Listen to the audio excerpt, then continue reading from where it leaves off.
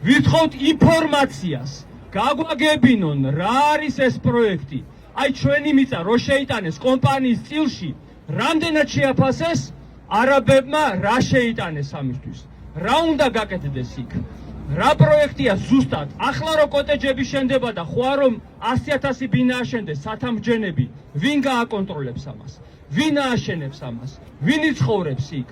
რა უფლებები ექნებათ იქ მცხოვრებლებს? მაგალითად სავიზო რეჟიმი გახსნეს და ვისაც არაბეთის გაერთემულ ემირატებში ვიზა აქვს, ყველა შეუძლია აქ შემოვიდეს, პაკისტანეს, ბანგლადეშეს, უამრავი ღატაკი ქვეყნის შულს. მე საზოგადოებრივ ვიცხოვრე 18 წელი, არა ვარ უცხოელების მოძულე. მე ვიცი და 100,000-ობით ქართველი ცხოვრობს ქართული ოცნების პირობებში, ხელისუფლების დროს 316,000 ქართველი აქ საქართველოს მოქალაქე არის გასული გარეთ. და როგორც ჩვენ გვინდა რომ იმათ კარგად მოექცენ, ისე ჩვენ გვინდა რომ აქ შემოსულს მოექცეთ კარგად. ჩვენ სტუმართ მოყვარე ხალხი ვართ. ამავე დროს 500,000 კაცი რომ შემოიყვანონ, სხვა რელიგიის, სხვა აზროვნების, რამე სპეციალური უფლებები მისცენ. ხო ვიფიქრებთ ამაზე, რა ვიცი, კარგია ეს საქართველოსთვის სუმცირე, ხო უნდა ვიცოდეთ რას აკეთებენ. გაგვაგებინონ რას აკეთებენ. ჩვენ ეს გვეკუთვნის და გვინდა რომ ჩვენ ყველამ ისევე ვისარგებლოთ ამ პროექტის სიკეთით, როგორც ეს თვითონ ეს ხალხი სარგებლობს. და როგორ ზრუნავენ ქართულ ხალხს, აი ერთი პატარა მაგალითი. ამ პროტესტერები რო არ უყვართ გასაგებია და პენსიონერებს 60 წლამდე პენსიონერებს უმატებენ 20 ლარს 350 ლარზე. ეს არის 5%.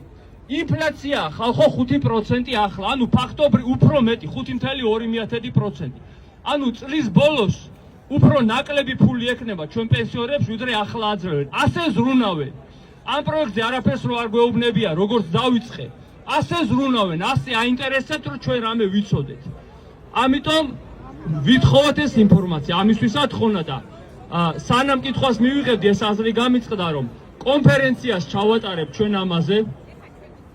არა მარტო, როგორ ვთქვა, ემოციურად, განათლებით ვიმსჯელოთ სხვადასხვა თვალსაზრისით. მოვიწვიოთ, რა ვიცი, მიწათ მოწყობის სპეციალისტები, ბუნების დამცველები, მარტო თბილისთან არ არის ეს. ფრინველების ძალიან მნიშვნელოვანი გადაფრენის ადგილზე არის გონიოში. ეს კიდევ გამისნული დიდი მშენებლობა. დასაფლავებულია იქ მამა დოროთე იყო ამ ტყე-პარკის დირექტორი და დასაფლავებული არიან იქ საბჭოთა რეჟიმის რეპრესიის ხვერპლები.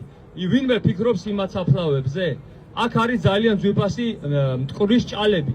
ერთი სიტყვით ხალხო, ბევრი საკითხი ამ პროექტის გარშემო, რომელიც ჩვენ გვაქვს გასაგები, ჩვენ უნდა ვიცოდეთ რა ხდება.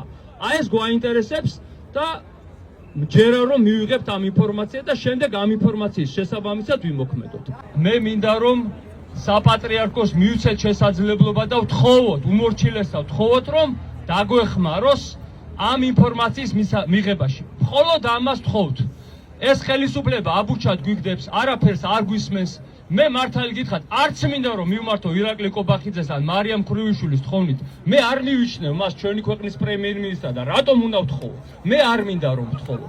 მირჩევნია რომ ვთხოვო ჩემ საპატრიარქოს, ვისაც ვიცმე, მიყვარს და პატივსცემ და მინდა რომ ჩემმა ეკლესიამ თხოვოს და რა გამოვაკეთ და ვნახოთ. გავიგე აზრი ადამიანების რომ მათ უნდათ საჯარო სახელმწიფო, მეც ასე მინდა. ამავე დროს ჩემ გულში დიდი ადგილი უკავია ეკლესიას და ამ შემთხვევაში ძალიან დახმარება შეუძლია გაუწიოს საქართველოს, რომლის სამსახურიც მიმაჩნია ჩემი ცხოვრების აზრად, მოწოდებად.